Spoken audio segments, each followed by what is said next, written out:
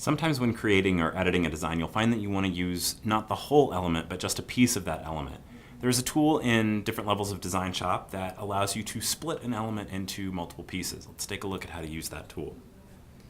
So in this design that I have here, I have a T and I have an S, and I want that S to kind of weave around that T, and I want it to look like this middle part of the S is actually going behind the T.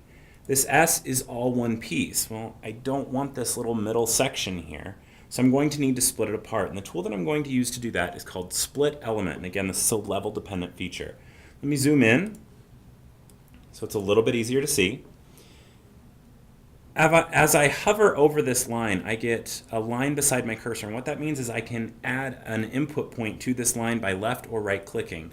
For this, I'm going to left click. So I'm going to create input points where I want to split this apart. Since this is a column 2 that I'm using, I need to put a point on either side of the element.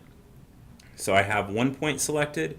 I will hold Control. I will click on the other, so now I have a point on either side of the form. Both of them are selected. I right click on one of the selected points. I can go to Operations, and I can go to Split Element, and that will split that element into two pieces. I've got this piece and I've got this piece. So now I want to do the same thing again here. I will insert an input point here, left click, come down here, same thing, left click. Have one selected, hold Control, click on the other to select it as well, right click, go to Operations, and go to Split Element. And now I have three pieces. I have the top piece, which I want, the middle piece, which I do not, so I'm going to press Delete on my keyboard. It's going to go away. Now because these are so close, it's creating a connector stitch. So instead I want to insert a trim command in between them. So now it's trimming in between those, and as I zoom out, it looks like the S is being woven around that T.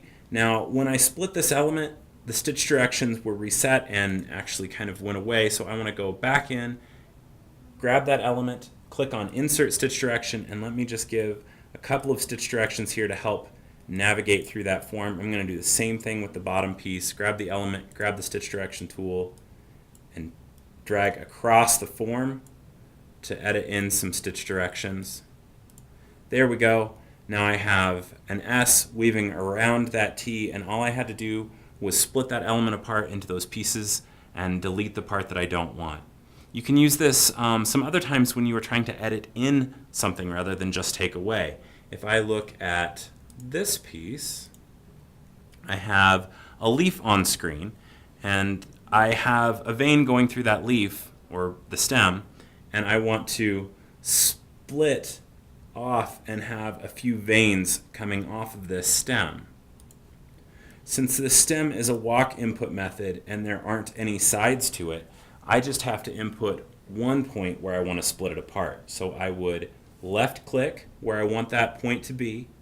Once it's selected, I can right click on it, go to Operations, go to Split Element, and now I have this piece, and then I have the piece after that. So where this is, I can then grab my walk tool to do a little walk normal retrace and insert a vein here, insert a vein here, and then I can continue on. If I wanted to split this piece apart, I could do the same thing again. Click where I want to split it apart, right click, go to Operations, split that element. This is now multiple pieces, and I can insert my walk normal retrace here for that vein, and the same thing over here. So I can split apart one piece to allow myself to insert others. Other times you may want to consider this is if you have elements like this where I have a circle that's been bordered and I added this check mark to it. Now the light blue and the white work well together, and I don't see the light blue through the white, but my dark outline I really start to see through on this white check mark. So what I need to do, take it out of 3D and let me zoom in here, what I need to do is I need to split this apart and remove the piece that's behind that check mark. To do that, I'm going to select that outline. I'm going to then click on this element where I want to split it apart. Now this is a single line center, so it works very similarly to that walk input. I have one line, I click on it where I want it to split apart, I right click, go to operations, go to split element, and it breaks it apart right there. I can then click where I want it to split apart again, right click, operations, split element, and now I have this large piece and I have this little piece in my project view. That's the part I want to delete.